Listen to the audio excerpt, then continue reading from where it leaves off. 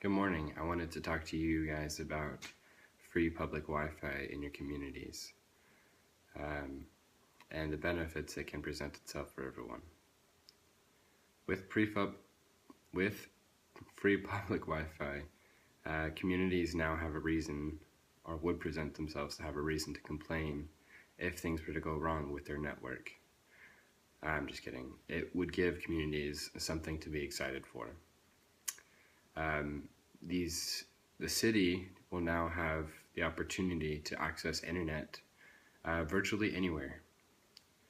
And some of the places that you might wonder, well, where would I find the free city public Wi-Fi?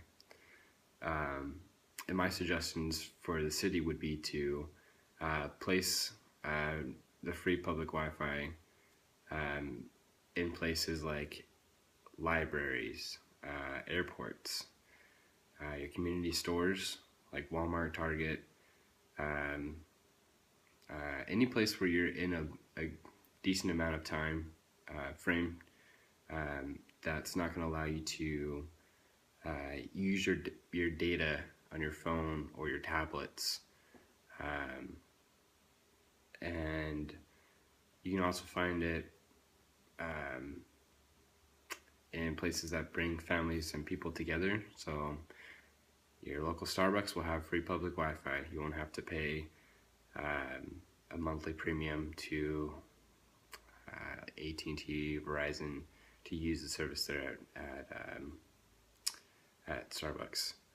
And you can also find it in your home. It will be found in your home. And so with free public Wi-Fi in your home, you should be able to have the ability to have it be a secured network or an unsecured network. Here's a good one to bring up is you're wondering probably how the city is going to pay for such a public service. Like most public services, it is taxed. So, before you get scared off by taxes,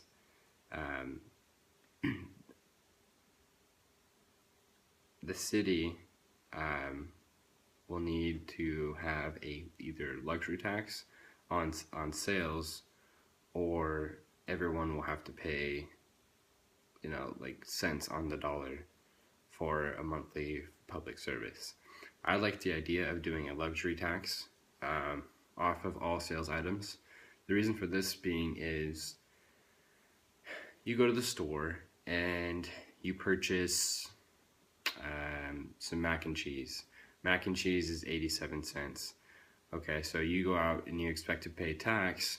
Well, if there's a 1 cent luxury tax onto that, do you feel like you're spending a lot of money? Because you're basically spending $1, but you're also not spending any money for your free public Wi-Fi. Now, I'm sure you're thinking, well, I spend hundreds of dollars a day. How's it gonna all add up? Well, it'll be only 1% tax, 1 cent tax off of every sales completed that day. So if you only go to the store once that day, you're only spending 1 cent towards your free public Wi-Fi. And the reason I like this is because as an accumulative, the city, there's hundreds and hundreds of thousands of people that will spend money daily. So that's what that 1 cent, when it's all brought in together, should be able to pay for the public Wi-Fi for the city.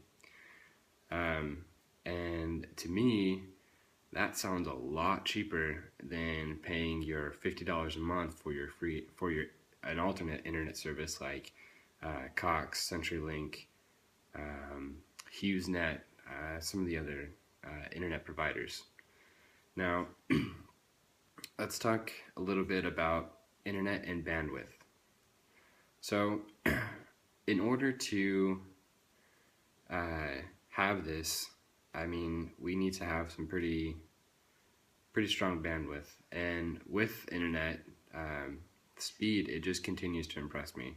The fact that now we can purchase, well, depending on your location, you can have Google Fiber. Google Fiber is the fastest speeds and upload and download um, that is known to the world right now. And I'm not campaigning for Google Fiber, even though it is a great solution. I'm just expressing that it is a decent service, and with something like that, I don't think there would be complaints about bandwidth for the city.